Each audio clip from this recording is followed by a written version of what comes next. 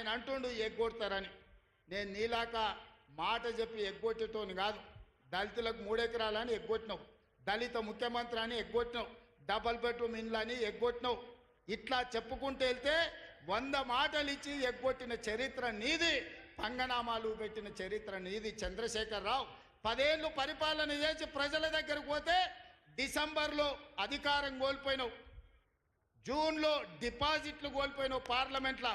ఇప్పుడు మెదడు కూడా కోల్పోయినట్టే ఉన్నాడు ఆయన, పెద్ద మంచి ఫామ్ హౌస్లో పండుకొని.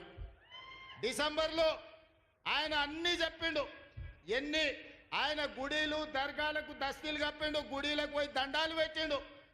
పెట్టిన తెలంగాణ ప్రజలు 10 ఏళ్ళు పెట్టిన ఆయన అరగోసకు ఇవాళ ఆయన గుణపాఠం చెప్పి ప్రభుత్వాన్ని దించిండు. అట్లే అబద్ధాలు చెప్తే పార్లమెంట్లో గుండు 0 ఇచ్చిండ్రు, ఆయన గాడిద గుడ్డి ఇచ్చిండ్రు. అయినా బుద్ధి మారలే. 14 నెలల నుంచి అంట ఆయన ఫామ్ హౌస్లో వండుకొని గంభీరంగా చూస్తుండంటే. ఎవరిని చూస్తున్నావా గంభీరంగా? అచ్చోసిన ఆంబోతులాక నీ కొడుకుని అల్లుని ఊరు మీద వదిలినావు. మైసమ్మ మన ఏంది జాంగీర్పీర్ల దర్గాకు వదిలిన మేకపోతులాక ఊరు మీద పడి మేస్తా ఉన్నారు నీ కొడుకు నీ అల్లుడు. మన జాంగీర్పీర్ల దర్గా కోసుకుంటాం కదా మనం, అట్లా జాంగీర్పీర్ల దర్గాను కూడా మోసం చేసిన 100 కోట్లు ఇస్తాను మా శంకర్ చెప్తున్నాడు. ఇవాళ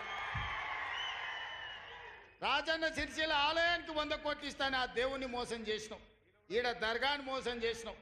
పాలమూరులో ప్రాజెక్టులు కడతా అని, పాలమూరు రంగారెడ్డి ఎత్తిపోతలు పూర్తి చేస్తా అని, కల్వకుర్తి, భీమా, నెట్టంపాడు, కోయిల్ సాగరు, జూరాల, ఆర్టీఎస్, తుమ్మిళ్ళ ప్రాజెక్టులను కడతా అని చెప్పి పాలమూరుకు మాట ఇచ్చి పాలమూరుని ఎండబెట్టి ఎగవేసిన దుర్మార్గుడివి నువ్వు ఈరోజు సంవత్సరం పూర్తి కాకముందే మా మీద వడేడుస్తురట.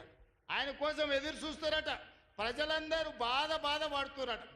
అయ్యా చంద్రశేఖరరావు గారు, 4 కోట్ల ప్రజలు ఎవ్వరు బాధపడతలేరు. రైతులకు రైతు భరోసా వచ్చింది, రైతులకు రైతు రుణమాఫీ జరిగింది, విద్యార్థులకు ఫీజు రియంబర్స్మెంట్ ఇచ్చినాం, రాజీవ్ ఆరోగ్య